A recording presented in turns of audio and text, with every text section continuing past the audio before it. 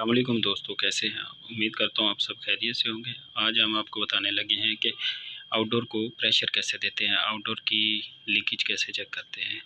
Inverter AC या सादा AC की लीकेज को चेक करने का बेहतरीन और आसान तरीका आपको बताने लगे हैं।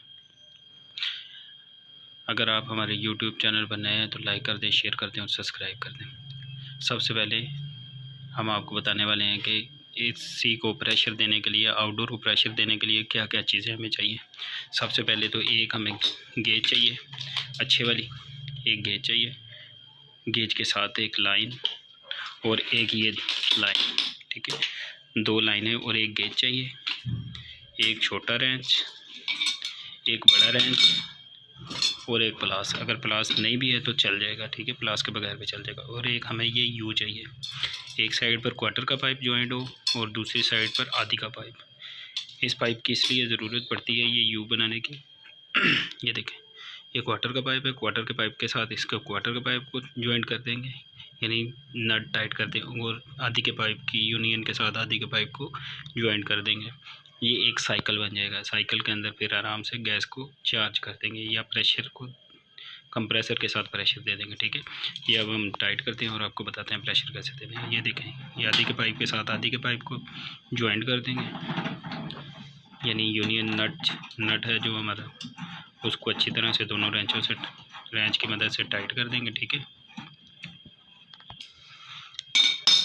ये आधी के पाइप के जो नट हैं इसको अच्छी तरह से टाइट कर देंगे।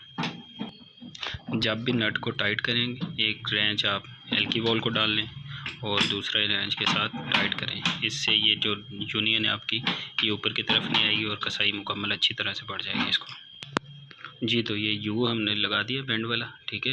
ये भी नट टाइट कर दिया, ये भी टाइट कर दिया कि एल की वॉल भी अगर लीक होंगे तो हमें पता चल जाएगा, ठीक है। अब प्रेशर देने के लिए हमें चार्जिंग लाइन का वो डेड कैप खोलनी पड़ेगी। यहाँ पर हम गेज को लगाते हैं और दूसरी लाइन की मदद से हम कंप्रेसर के अंदर से डिस्चार्ज जो प्रेशर होता है उसके साथ से इसको प्रेशर देते हैं। ये गेज लगाने लगे हम। जी, तो ये यू भी टाइट हो गए और ये लाइन भी हमने गेज के साथ अटैच कर दी और इधर पिन वाल पर लगा दी चार्जिंग लाइन पर। अब ये कंप्रेसर को चलाते हैं। कंप्रेसर को चलाने के बाद इसकी जो डिस्चार्ज है, डिस्चार्ज से इसका प्रेशर देते हैं, ठीक है। ये हमारे पास 1.5 टन का कंप्रेसर है, इसके साथ हम प्रेशर देंगे। सबसे पहले कंप्रेसर की वायर को लगाकर कंप्रेसर को चलाकर चेक कर लें इसकी सेक्शन कौन सी और डिस्चार्ज कौन सी है। जी, तो ये देखिए, ये दोस्तों, ये इसकी सेक्शन है, इधर से हवा को सक करता है और इधर ये डिस्चार्ज, ये इसकी डिस्चार्ज कर रहा है। ये देखिए प्रेशर, ये देखें, ये डिस्चार्ज है इसकी, ये इसकी डिस्चार्ज और ये सेक्शन, ठीक है। अब हम डिस्चार्ज के साथ आगे इसकी लाइन को लगा देंगे।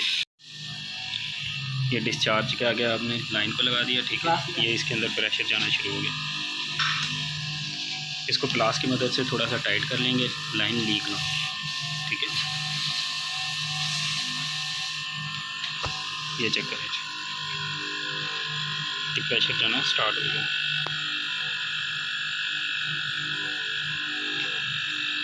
1.5 टन एसी को लोग 300 प्रेशर भी दे देते हैं, 350 भी, और 400 प्रेशर भी दे देते हैं, 400 PSI प्रेशर।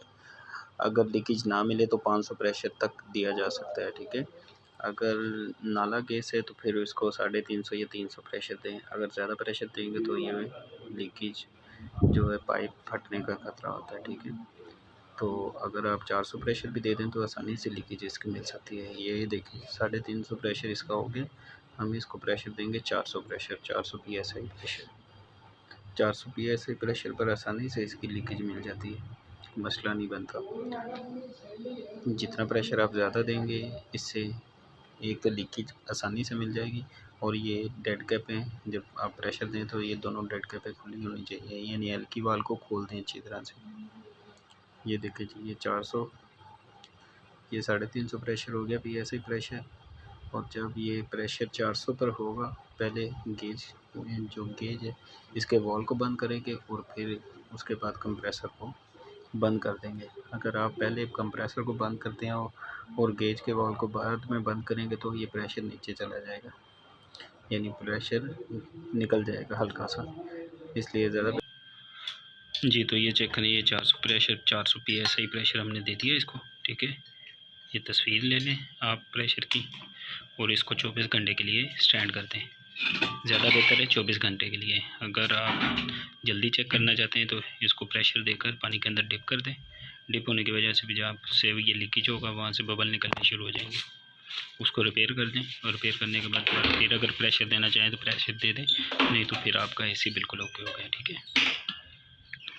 ये बिल्कुल आसान तरीका है आउटडोर या इंडोर को प्रेशर देने का।